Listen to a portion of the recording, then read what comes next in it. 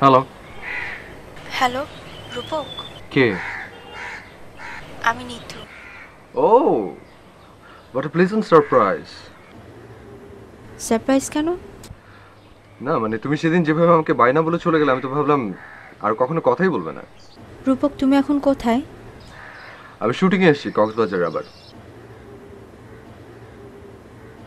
রূপক, তোমার সাথে আমার কিছু কথা আছে। কি কথা বলো?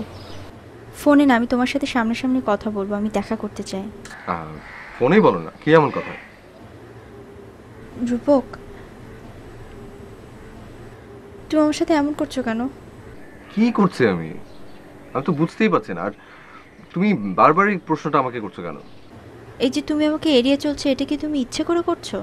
কি এড়িয়ে যাচ্ছি? অদ্ভুত। আমাকে।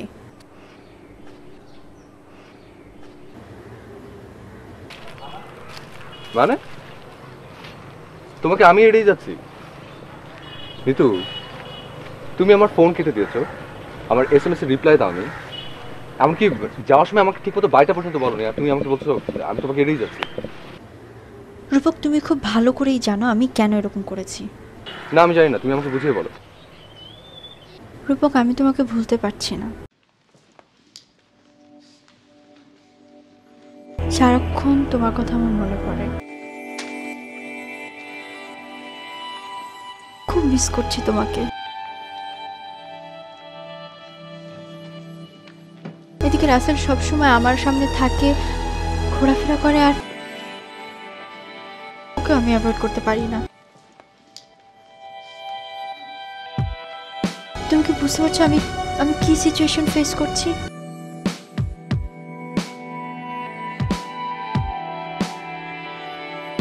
এত বছর রাসেল আমার জন্য কি না করেছে বলো। আমি আমি আমি কিছুই বুঝতে পারছি না। আমি টপ ফুল, আবার আমি কেন শুটিংয়ে যেতে রাজি হয়েছিলাম? আমি জাস্ট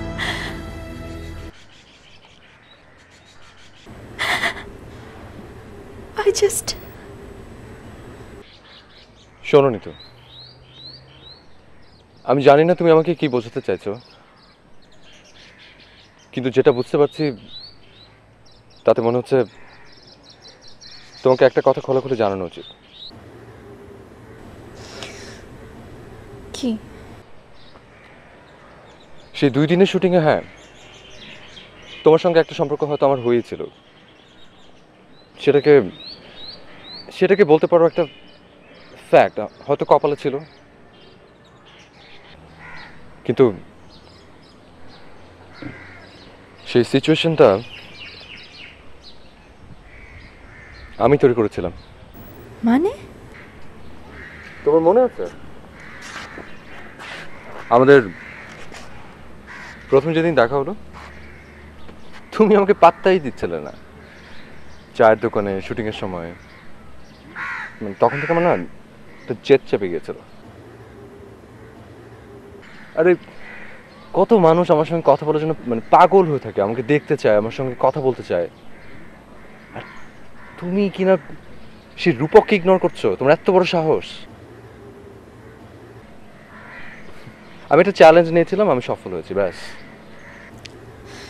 রূপক, তোমাকে আমি বিশ্বাস করতে পারছি না। শোনো নিতু, ডিসিশনটা তোমাকেই নিতে হবে। তোমার লজিক অনুযায়ী তুমি কাকে চাও?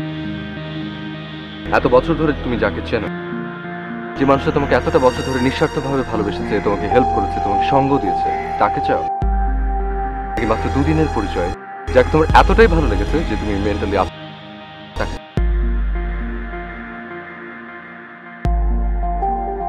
ও, আরেকটা কথা তোমাকে বলা হয়নি,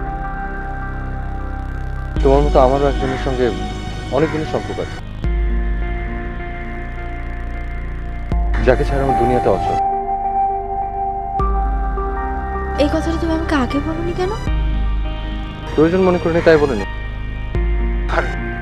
মানে আমার ব্যক্তিগত জীবনে তোমাকেই কেন বলতে হবে আমি সেটাই তো বুঝতে পারছি না। Rupak, Rupak, I just hate you. I really hate you Rupak. I hate you. তাই? Thank you. আমার সব সময় মনে হতো তুমি তুমি একটা বাজে প্রকৃতির ছেলে। ভালোই তো। তো সেই বাজে ছেলেটার সঙ্গে সম্পর্ক রাখার দরকার কি? এখন থেকে সেটাই চেষ্টা করব।